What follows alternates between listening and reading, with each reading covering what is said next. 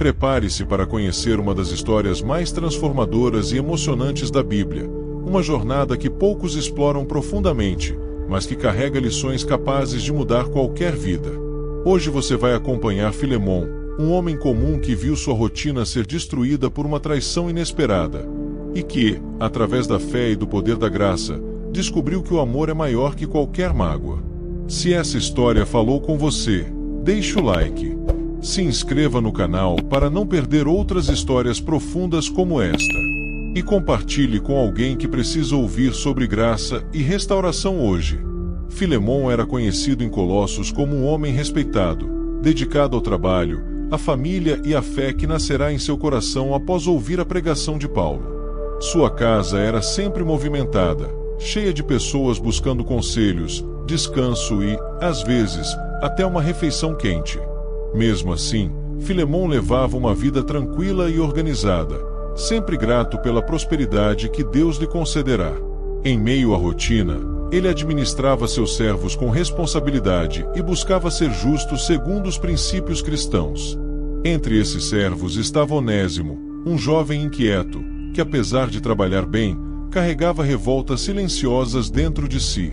Filemon não imaginava que aquela aparente estabilidade seria abalada de forma profunda.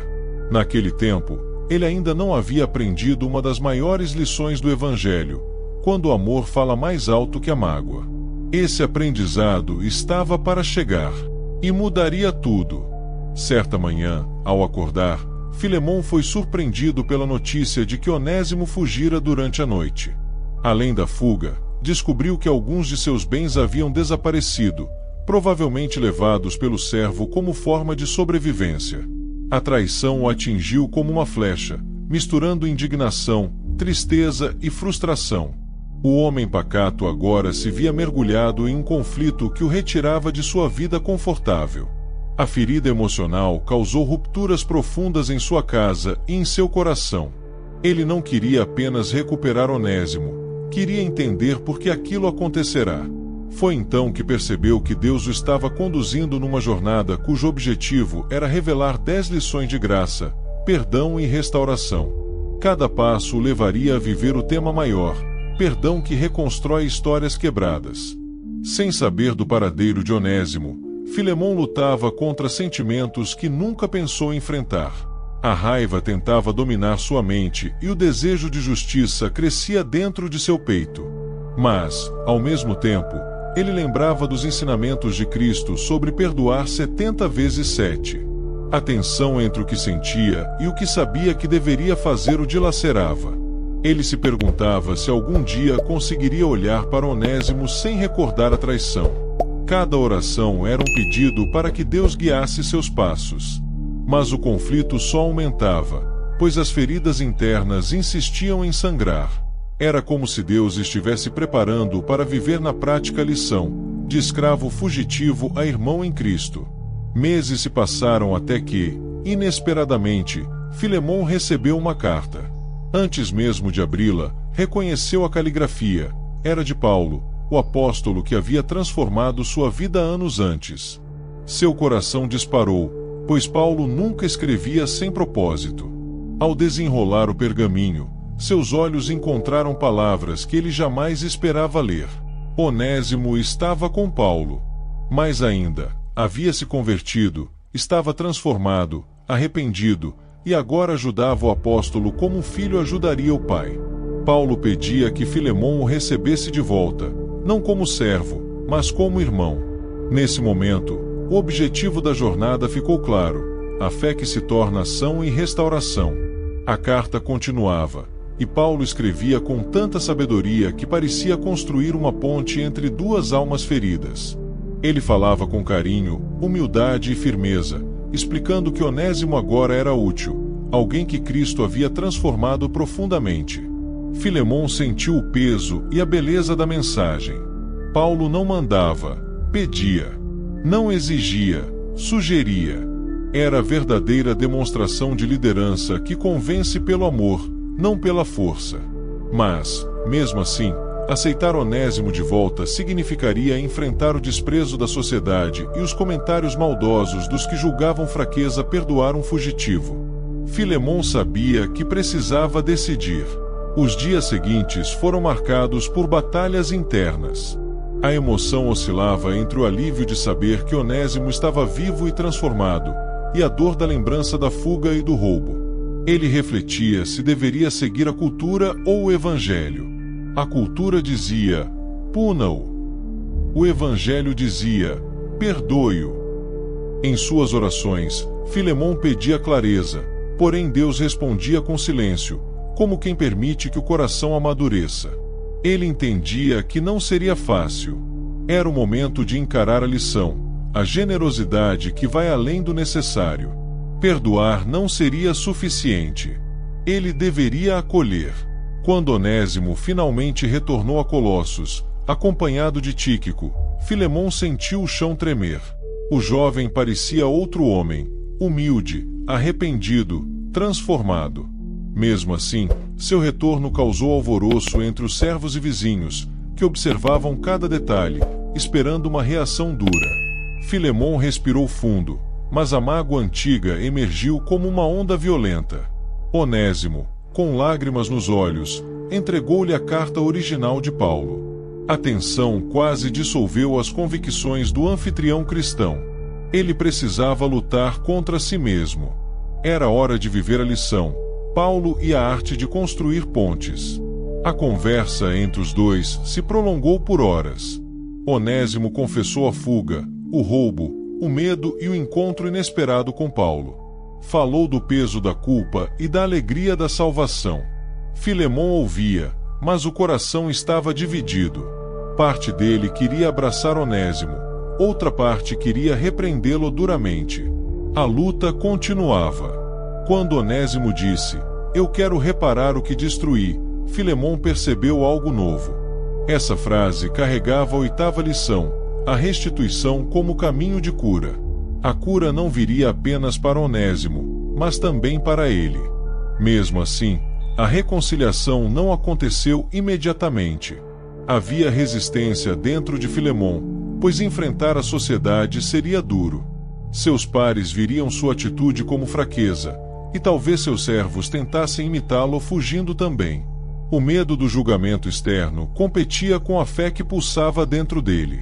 A transformação que Paulo mencionara parecia verdadeira, mas Filemon precisava decidir se acreditaria nela. Era uma oportunidade divina para aprender uma das mais belas lições: quando Deus transforma o inútil em essencial. Ele só precisava confiar. Os dias seguintes trouxeram desafios inesperados. Alguns vizinhos criticaram sua hesitação em punir Onésimo. Outros insinuaram que ele estava perdendo o controle de sua casa. Filemon precisava enfrentar não apenas sua dor, mas a pressão da comunidade. Todos aguardavam sua decisão. E esse peso quase o fez retroceder.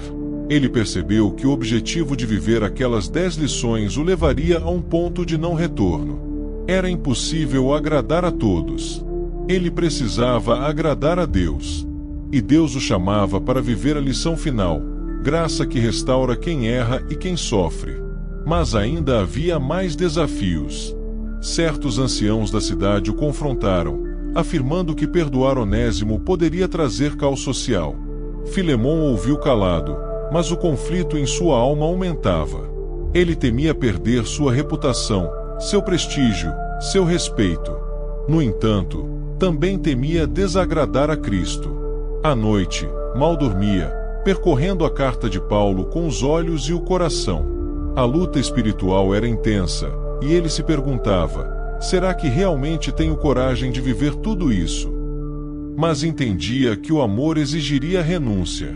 Certa noite, enquanto orava no terraço, Filemon abriu o coração diante de Deus. Confessou suas dores, seus medos, suas dúvidas. Reconheceu que ainda tinha orgulho escondido e que isso o impedia de agir com graça.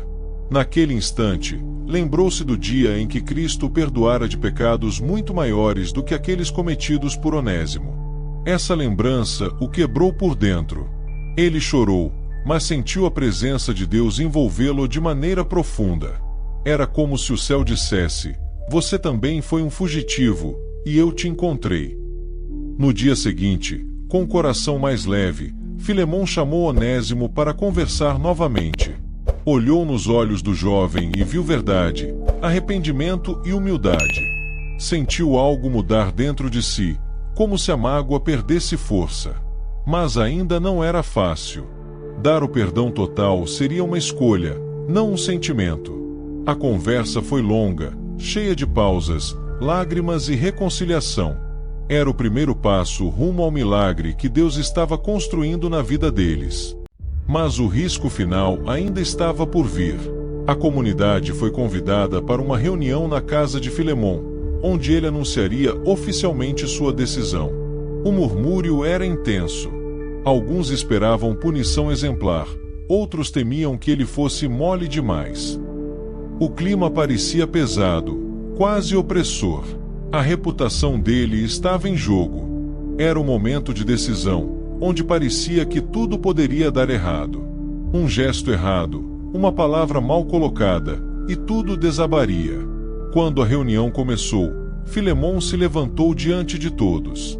Onésimo estava ao seu lado, cabisbaixo, segurando as mãos trêmulas. O silêncio era quase insuportável. Era chegada a hora do clímax, o maior desafio de sua vida. Ele respirou fundo e começou a falar sobre perdão, fé e transformação. Muitos zombaram, outros franziram o senho. O ambiente ficou hostil. Mas, com coragem sobrenatural, Filemon declarou que Onésimo agora era seu irmão amado, restaurado pela graça de Cristo. As reações foram imediatas. Alguns gritaram, chamando aquilo de loucura. Outros se levantaram indignados, ameaçando boicotar seus negócios. O calor do conflito aumentava. Mas Filemon permaneceu firme, sustentado por Deus. Onésimo chorava ao seu lado, sem acreditar no que ouvia. As críticas vinham de todos os lados, mas algo no coração de Filemon permanecia inabalável. A batalha espiritual era evidente, mas ele não recuaria. Com coragem renovada, Filemon ergueu a carta de Paulo diante da comunidade e explicou cada palavra escrita pelo apóstolo. Ele falou sobre perdão, sobre graça, sobre o evangelho que transforma vidas. A resistência foi diminuindo lentamente, como um fogo que perde força ao ser coberto pela chuva. Alguns começaram a refletir. Outros, tocados pela sinceridade, baixaram a cabeça. A hostilidade se transformou em silêncio. Filemon havia vencido o maior desafio. Depois que todos foram embora, Onésimo caiu aos pés de Filemon em lágrimas, agradecendo e prometendo servir não mais como servo, mas como irmão e colaborador. Filemon o levantou com carinho e disse: Cristo te restaurou, e agora restaurará também nossa história. Os dois se abraçaram, e aquele abraço fechou uma ferida que anos de distância não haviam curado. Era o início de uma nova etapa para ambos, uma etapa de serviço, parceria e comunhão verdadeira. Os dias seguintes foram marcados por alegria e reconstrução. Onésimo demonstrava fidelidade e dedicação em tudo o que fazia. Filemon notou que Deus havia transformado completamente aquele jovem que antes fugira. Agora, ele era essencial na obra de Cristo, colaborando com amor e humildade. A casa se encheu novamente de esperança. A comunidade, antes crítica, passou a admirar a mudança e compreender a profundidade do evangelho vivido por Filemon. Ao final dessa jornada, Filemon entendeu que Deus o havia conduzido por caminhos difíceis não para destruí-lo, mas para ensiná-lo. Ele aprendeu que o amor cura, o perdão restaura, e a graça transforma tanto quem erra quanto quem sofre. Sua vida ganhou novos significados, e sua casa se tornou um testemunho vivo da redenção. Agora, Filemon sabia que toda mágoa pode ser vencida quando o amor fala mais alto. E que Deus é especialista em reconstruir histórias quebradas, inclusive a nossa.